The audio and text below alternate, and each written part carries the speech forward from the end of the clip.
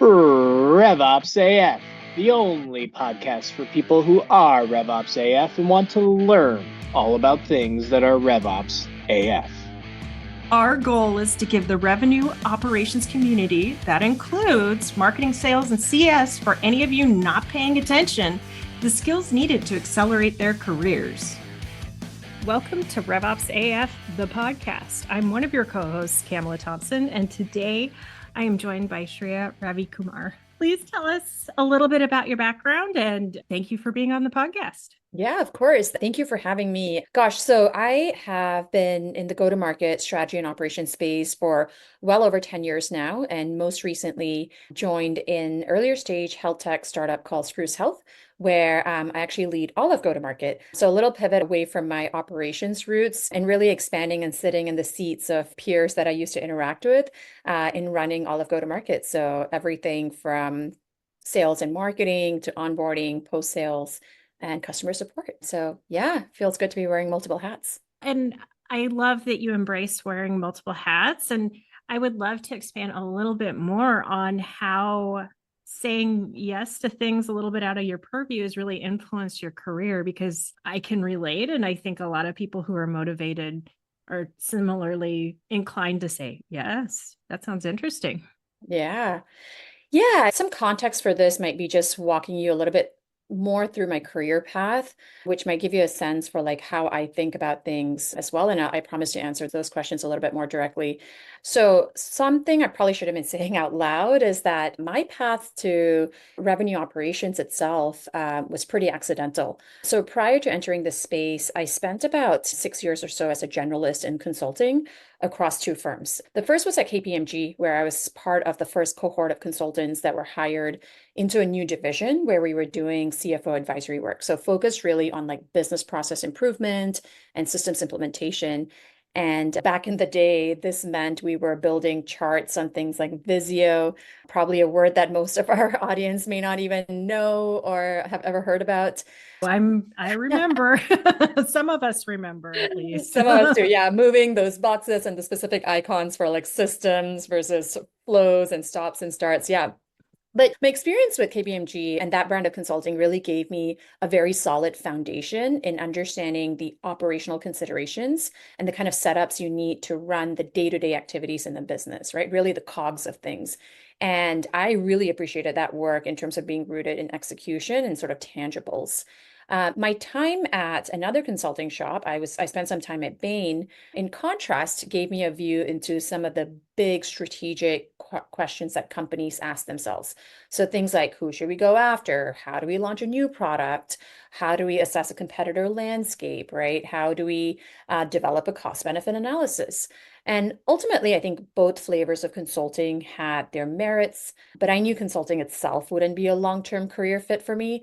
It was just too arm's length, and I wanted to be closer to the action. So coming out of consulting, I knew I wanted to exit into a job function that allowed me to do both strategy, so answering those big picture questions, but also see it through execution and learn how to change things, iterate, understand what worked and what not. And again, being part of that action and knowing that the things that I thought big picture actually materialize as something useful for the company.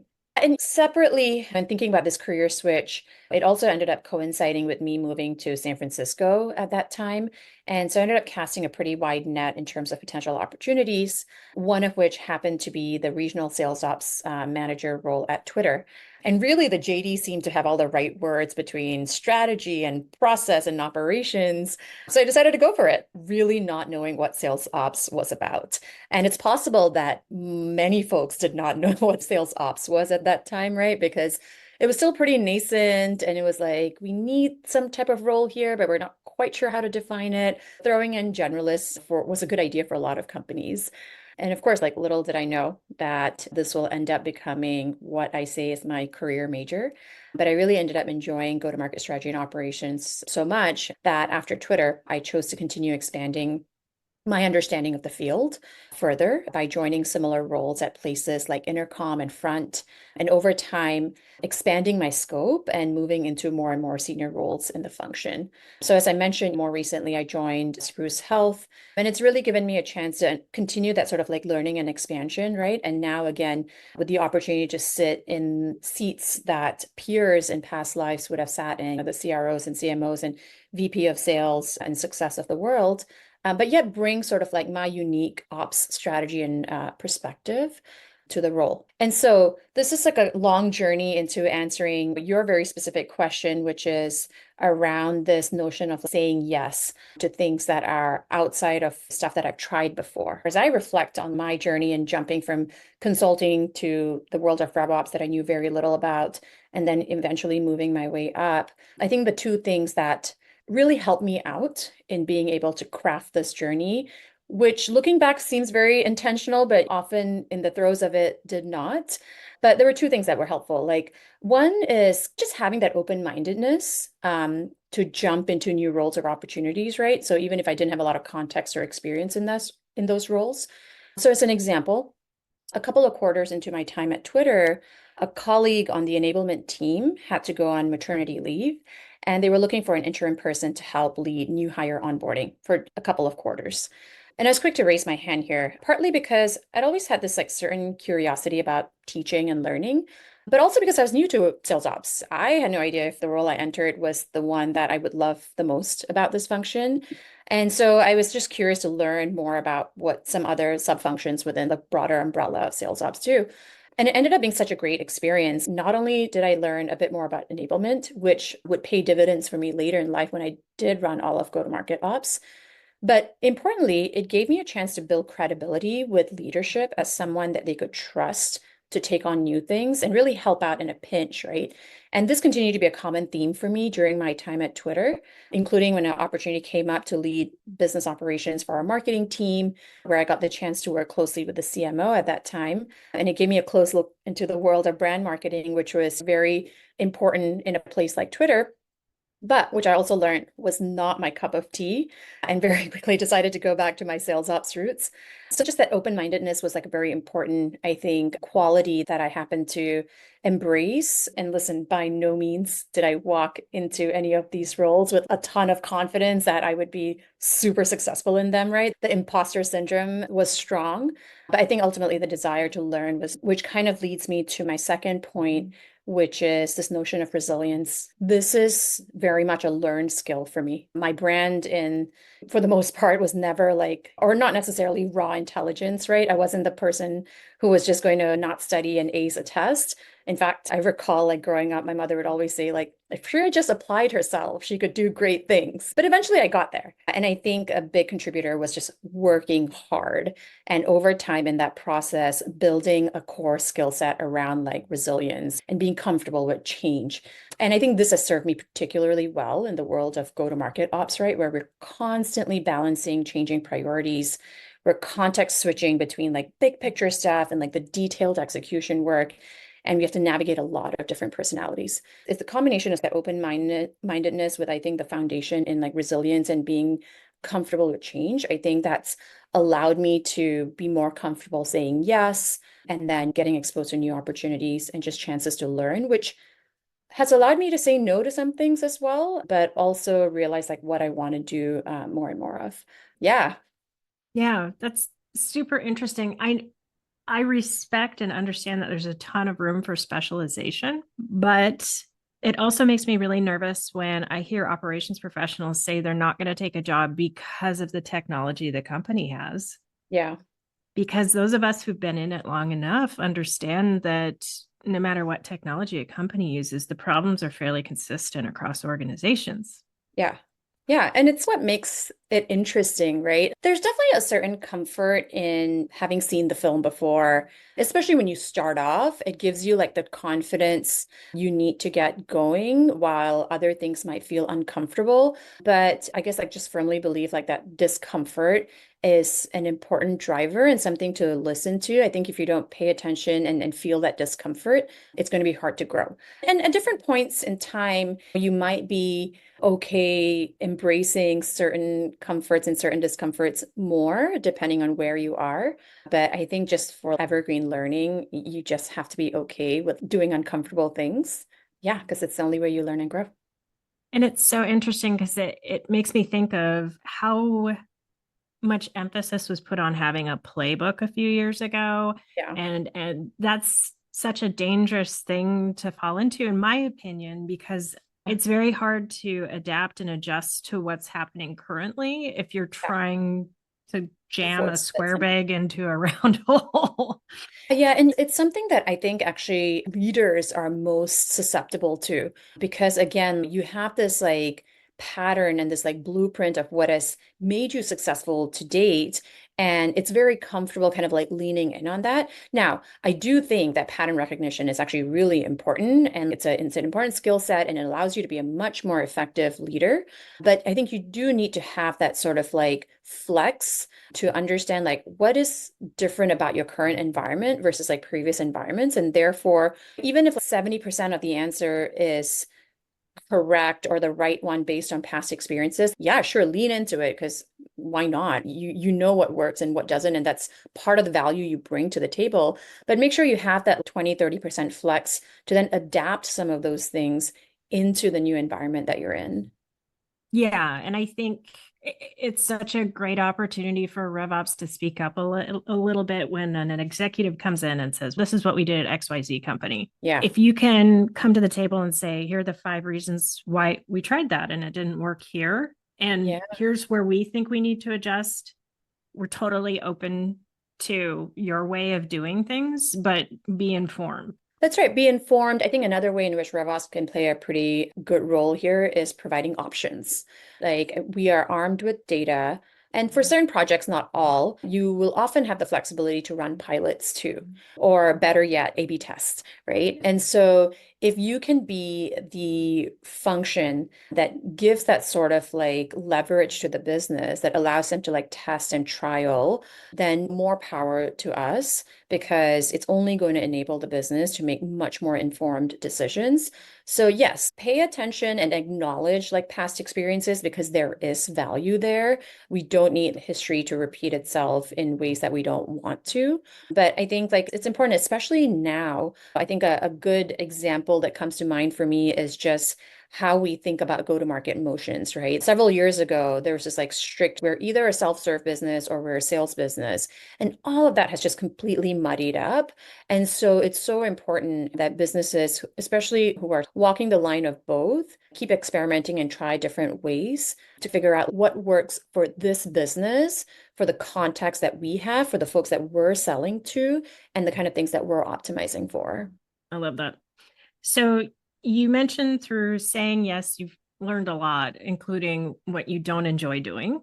Yeah. And it sounds like a theme I'm hearing really strongly throughout this conversation is it's critical to be able to manage relationships and communicate extremely clearly. So let's talk a little bit more about maybe a lot of us in operations, not all, but a good number are introverted and we're not naturally inclined to do things like network and push back and speak up and challenge. Yeah. What are your thoughts on that and how can people start to build that muscle a little bit more? Networking specifically? Let's start with networking and then we can go into like, I have a great example for managing up and including people in the planning process. Yeah. So let's start with networking. Okay, yeah. Oh, the honest truth is that when it comes to networking, I could probably do a much better job, and it'll probably help me be even better at my job if I did put an effort to build a much bigger network. Possibly that's why I'm on this podcast today. But the truth is, I really don't enjoy forced networking, like going to large conferences, making small talk with people that I don't know, and all of that stuff. I hinge a lot of my success on relationship building, but doing it in very organic ways. The way I've built my network is with working with peers and leaders at the companies that I've worked at, gaining like their trust and credibility and being a partner beyond just like the work environment, right? And in in other ways include things like engaging in professional communities in ways that feel natural to me. So things like sharing my thoughts on a panel that has a specific topic that I'm well suited to speak to, or like small group dinners, again, which have this environment where you don't feel like you're making small talk for the sake of it, but it's well facilitated. You're meeting like peers who have similar sort of challenges, and you're having these like organic conversations, right? And so I think for me, the theme in how I've built relationships, it's organically. Now, I do think that a lot of how we learn and get better can be leveraged from like the lived experiences of others in similar shoes. And I could probably be better at networking, but given the many priorities I juggle, I need some safe spaces where I'm squarely snuggled into my comfort zone. And I Mhm. think this is where I choose to be on the topic of networking. Possibly not the, may not be the answer you're looking for. No, Like it authentic. just, yeah, it just has to be organic for me. But I can speak, I think, a lot more to how I do that relationship building with actual sort of counterparts and leaders a little bit more, because I think that's something that comes much more naturally to me.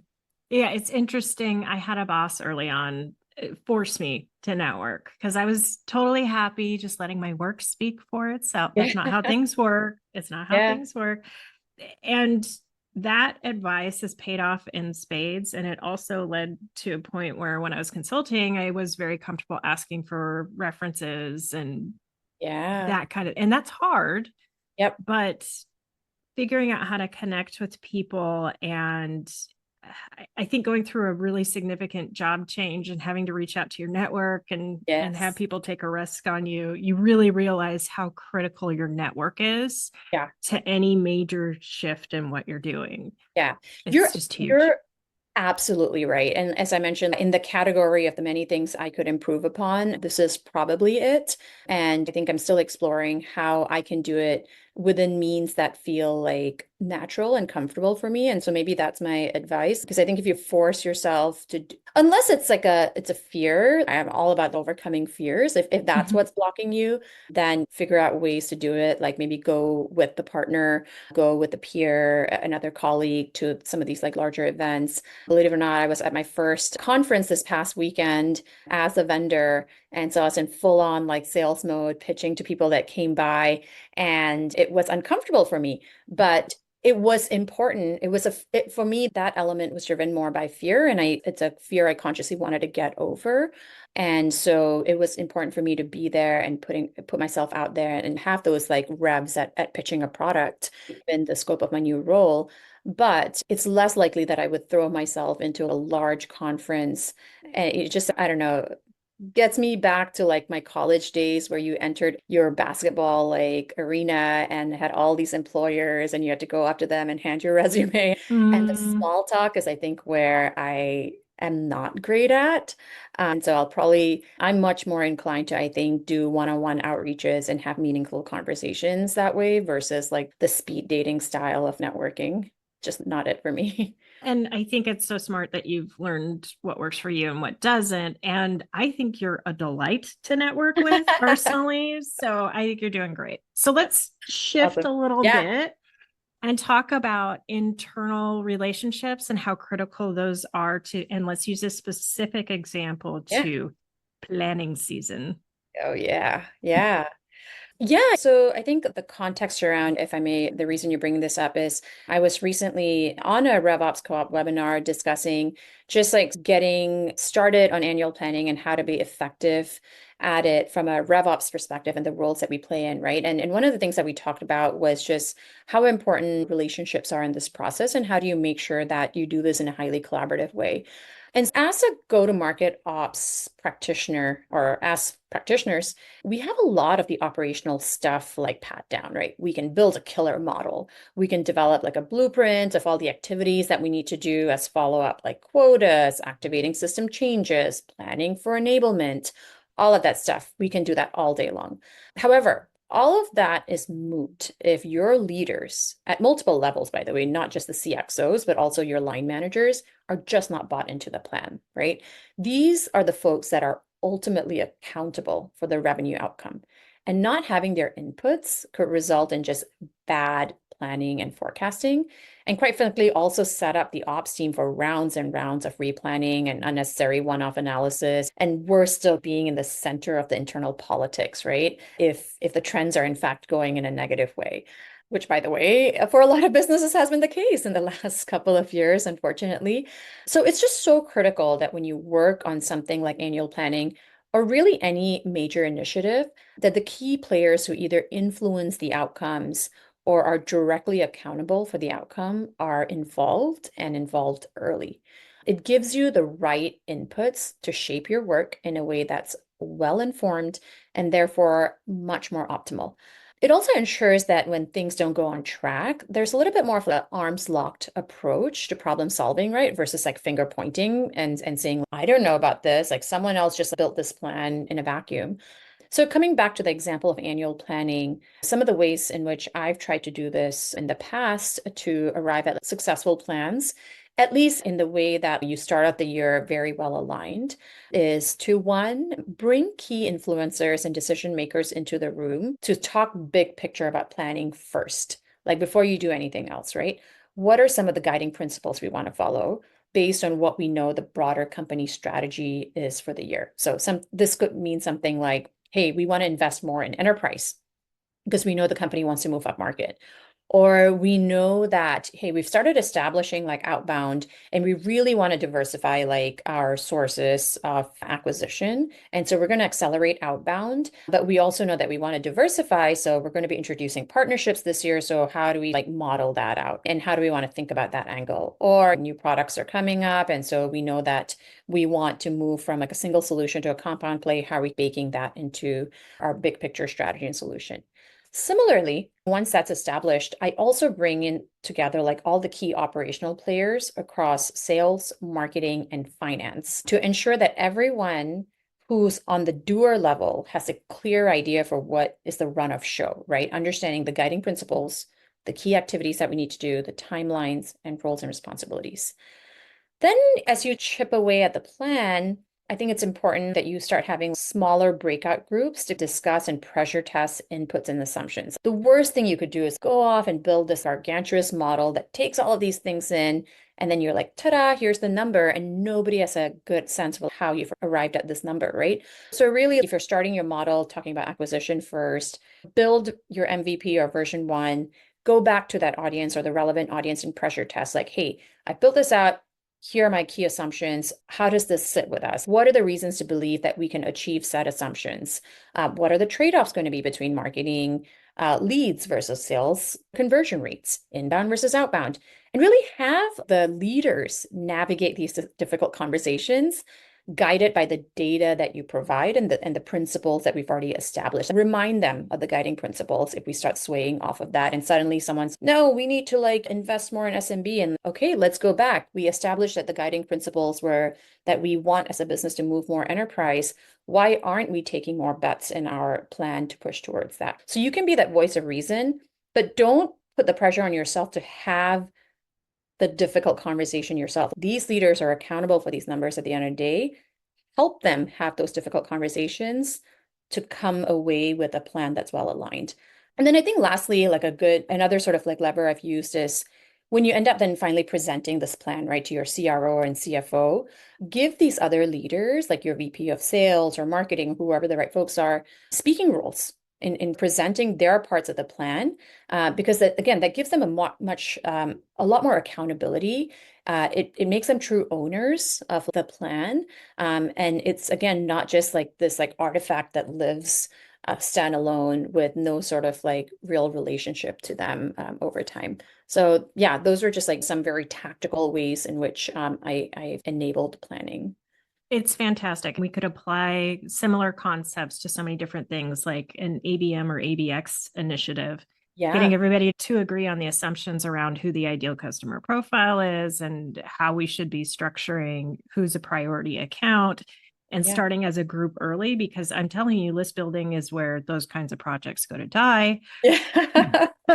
But yeah, speaking of somebody who's learned things the hard way, that's definitely a category where I had to say, okay, yeah, context is 50% of this, but yes, I think a lot of analytics and data management and automation vendors out there don't understand that it's not just about a data problem being incorrect. The real data problem a lot of times is perception. Yeah. And how we're managing expectations around the data. Yeah. Yeah, absolutely. So speaking of great advice, I love this question. If you could go back in time, what would you give your past self in terms of advice? That one nugget. So many things, depending on how far back I'm going. Yeah. I'll stick to professional context. I think one of the biggest lessons I've learned over time, outside of some of the things that we talked about around being open-minded and saying yes, is the reason you may not be good at something is often not because you can't inherently do it, but rather that the environment you're in doesn't lend itself to you getting better at it. So if you feel stuck, change your environment. Don't waste time dwelling in places or with people that can't nurture you in the way that you need to be nurtured.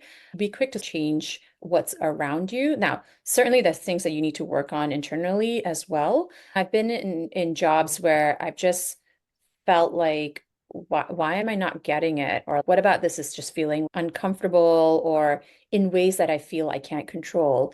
And I've often, a classic example is once I had then the manager change, something just flipped. And all of a sudden I was being put in either roles that were pulling more on my strengths or with players that were more willing to teach. And again, don't be discouraged if you're not good at something. Most people are not inherently just bad outside of if your goal is to be maybe an Olympic swimmer, there might be some limitations there, but change your environment. I think that's the advice I would give myself, and maybe to do it faster than I've done in some past lives. I'm sure a lot of us are thinking of specific instances where we should have done the same. That's fantastic. Great. Thank you so much for being on the podcast. Where's the best place for people to connect with you, network?